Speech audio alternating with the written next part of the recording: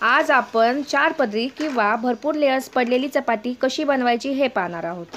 ही चपाती पहा, ह्याला अगदी भरपूर अशा लेयर्स पडलेल्या आहेत। तुम्ही पाहू शकता अगदी मस्त अशी चपाती ही झालेली आहे। चला तर मग आता पटकन रेसिपीला सुरुवात करूया। इथे एक भांडे घेतलेले आहे, त्यामध्ये थोडेसे पाणी टाकायचे, अर्धा चमचा मीठ घातलेले आहे, अर्धा चमचा यामध्ये तेल घालायचे। त्यानंतर लागेल तेवढे गव्हाचे पीठ आपण यामध्ये घालून घेऊया। दरवेळेस आपण चपातीसाठी जसे पीठ मळतो तसेच आपल्याला याचे मध्यम असे पीठ मळून घ्यायचे आहे, थोडे थोडे पाणी घालून। नेहमी पीठ मळण्यासाठी असे खोलगट भांडेच घ्यायचे। ह्यामध्ये पीठ लवकर मळले जाते, अजिबात वेळ लागत नाही ह्यामध्ये पीठ मळण्यासाठी। तर मध्यम आपण पीठ मळून घेणार आहोत, जसे आपण चपातीचे मळतो त्या प्रकारे। इथे पहा 5 मिनिटातच माझं पीठ मळून झालेलं आहे। आता आपण हे 10 मिनिट भिजण्यासाठी असेच ठेवणार आहोत। आता 10 मिनिटानंतर यामध्ये थोडेसे तेल टाकायचे आणि परत एकदा छान अगदी मऊसूत असे पीठ मळून घेणार आहोत आपण। असं 10 ते 15 मिनिटं पीठ भिजण्यासाठी ठेवल्यामुळे अगदी मऊसूत असं पीठ होतं आपलं आणि चपाती अगदी मऊ लुसलुशीत अशी आपली तयार होते। आता तुम्हाला ज्या आकाराची चपाती बनवायची त्या आकाराचा आपल्याला गोळा घ्यायचा आहे। इथे तर छान पहा, इथे मी गोळा घेतलेला आहे।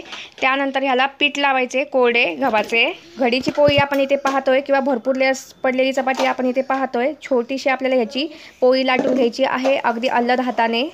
अगदी कमी वेळात हा मी तुम्हाला व्हिडिओ दाखवलेला आहे, त्यामुळे व्हिडिओ तुम्हाला कुठेही स्किप करायचा नाही, पूर्ण पाहत राहायचं आहे। आणि व्हिडिओ पाहताना तुम्हाला थोडा जरी आवडला तर लगेच चॅनलला तुम्हाला सबस्क्राईब करून घ्यायचं आहे। तर पहा, एवढी जाडसर मी इथे पोळी लाटून घेतलेली आहे।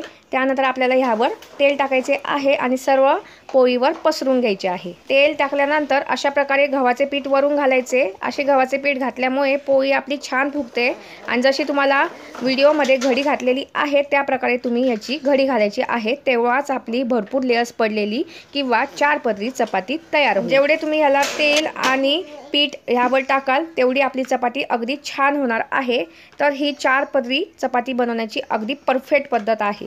कशी घडी घालायची हे तुम्हाला लक्षात यावे, त्यामुळे अगदी स्लोली हा व्हिडिओ मी दाखवलेला आहे। तर पहा, आपली इथे छान अशा प्रकारे चौकोनी घडी घालून तयार आहे। आता ही घडी आणि ह्या ज्या लेयर्स आहेत ते जास्त दाबायच्या नाही।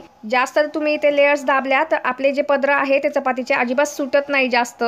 तर पहा, मी जशा प्रकारे केला आहे त्या प्रकारेच करायचं आहे। कोरडं पीठ टाकून आता तुम्ही याची चौकोनीही पोळी लाटू शकता किंवा याची गोलही पोळी करू शकता। तर मला गोल करायची सवय आहे, त्यामुळे मी याची गोल अगदी अल्लद हाताने पोळी लाटून घेणार आहे। मध्ये मध्ये गरजेनुसार आपण याला कोरडं पीठ लावणार आहोत। इथे सर्वात महत्त्वाचे, अगदी अल्लद हाताने आपल्याला चपाती लाटायची आहे। अजिबात चपाती लाटताना जोर लावायचा नाही। चपाती लाटताना तुम्ही जर जोर लावला तर चपाती ही अगदी कडक अशी तयार होते, अजिबात मऊ आणि लुसलुशीत होत नाही। तर इथे पहा, मी चपाती लाटून घेतलेली आहे, तुम्ही पाहू शकता। इथे पहा, इतपत जाडसर मी चपाती लाटून घेतलेली आहे। त्यानंतर तवा इथे मी तापत ठेवलेला आहे। तवा थोडासा गरम झाला की ह्याला काय करायचं, थोडंसं तेल ग्रीस करून घ्यायचं आहे आणि त्यानंतर काय करायचं, चपाती आपण ह्यावर घालून घेणार आहोत आणि चपाती आपल्याला ही हाय फ्लेमवरच भाजायची आहे। चपाती जर तुम्ही लो फ्लेमवर भाजली तर तुमची चपाती अगदी कडक किंवा वातड तयार होते, त्यामुळे चपाती नेहमी ही हाय फ्लेमवरच भाजायची। तर एका साईडने बुडबुडे आलेले आहे, आता चपाती उलटून घेतलेली आहे। दुसऱ्या साईडने ही आपण चपाती छान खरपूस अशी भाजून घेणार आहोत। दुसऱ्या साईडने ही भाजल्यानंतर आपल्याला परत ही चपाती उलटून घ्यायची आहे आणि छान तेल ग्रीस करून घ्यायचं आहे, बाजूने तेल सोडायचं आहे आपल्याला। इथे पहा, अगदी परत मी तेल ग्रीस केलं आहे याला। आता परत तुम्हाला एकदा उलटून दाखवते, किती छान प्रकारे पदर सुटलेले आहे, त्यामुळे परत चपाती उलटलेली आहे, तुम्ही पाहू शकता। इथे पहा, भरपूर लेयर्स पडलेली किंवा 4 पदरी चपाती तयार आहे। तर या लेयर्स पहा किती छान प्रकारे सुटलेल्या आहे। या प्रकारे नक्की तुम्ही चपाती करून पहा आणि कशी झाली मला हे कमेंट बॉक्समध्ये कळवा। रेसिपी आवडली असेल तर चॅनलला लगेच सबस्क्राईब करून घ्या। धन्यवाद।